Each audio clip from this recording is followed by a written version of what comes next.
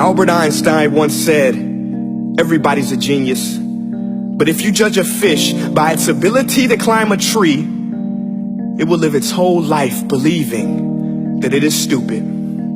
Ladies and gentlemen of the jury, today on trial we have modern day schooling. Glad you could come. Not only does he make fish climb trees, but also makes them climb down and do a 10-mile run. Tell me, school, are you proud of the things you've done?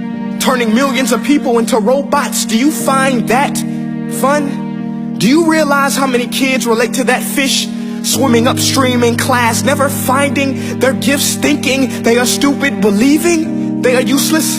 Well, the time has come, no more excuses. I call school to the stand and accuse him of killing creativity, individuality, and being intellectually abusive. He's an ancient institution that has outlived his usage. So, Your Honor, this concludes my opening statement, and if I may present the evidence of my case, I will prove it. Proceed. Exhibit A. Here's a modern day phone. Recognize it? Here's a phone from 150 years ago. Big difference, right? Stay with me. Here's a car from today, and here's a car from 150 years ago.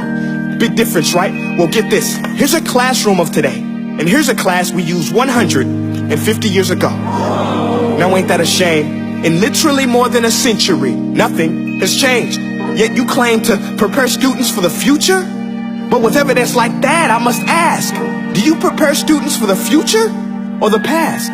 I did a background check on you and let the record show that you were made to train people to work in factories, which explains why you put students in straight rows, nice and neat, tell them sit still, raise your hand if you want to speak, give them a short break to eat, and for 8 hours a day, tell them what to think.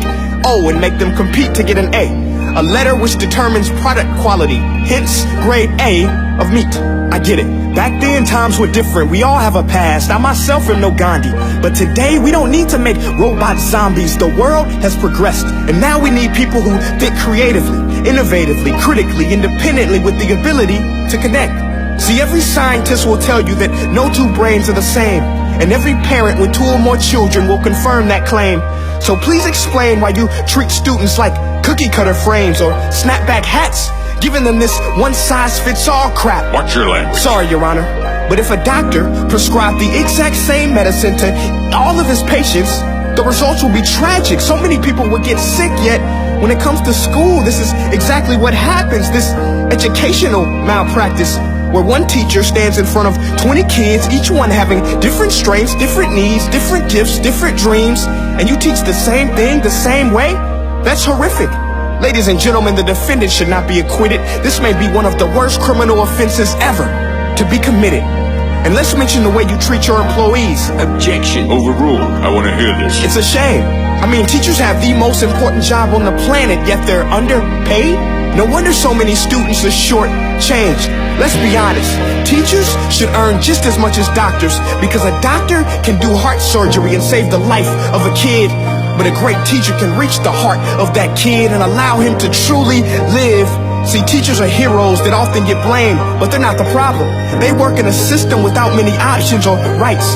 Curriculums are created by policymakers, most of which have never taught a day in their life. Just obsessed with standardized tests. They think bubbling in a multiple choice question will determine success. That's outlandish. In fact, these tests are too crude to be used and should be abandoned, but don't take my word for it.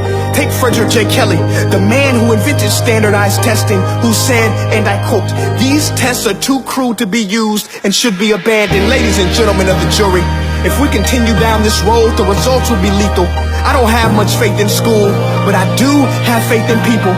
And if we can customize healthcare, cars, and Facebook pages, then it is our duty to do the same for education, to upgrade it, change it, do away with school spirit, because that's useless. Unless we're working to bring the spirit out of each and every student, that should be our task. No more Common Core. Instead, let's reach the core of every heart in every class. Sure, math is important, but no more than art or dance. Let's give every gift an equal chance. I know this sounds like a dream, but countries like Finland are doing impressive things. They have shorter school days, teachers make a decent wage, homework is non-existent, and they focus on collaboration instead of competition. But here's the kicker, boys and girls. Their educational system outperforms every other country in the world. Other places like Singapore are succeeding rapidly. Schools like Montessori, programs like Khan Academy, there is no single solution. But let's get moving, because while students may be 20% of our population, they are 100% of our future. So let's attend to their dreams, and there's no telling what we can achieve. This is a world in which I believe, a world where fish are no longer forced to climb trees. I rest my case.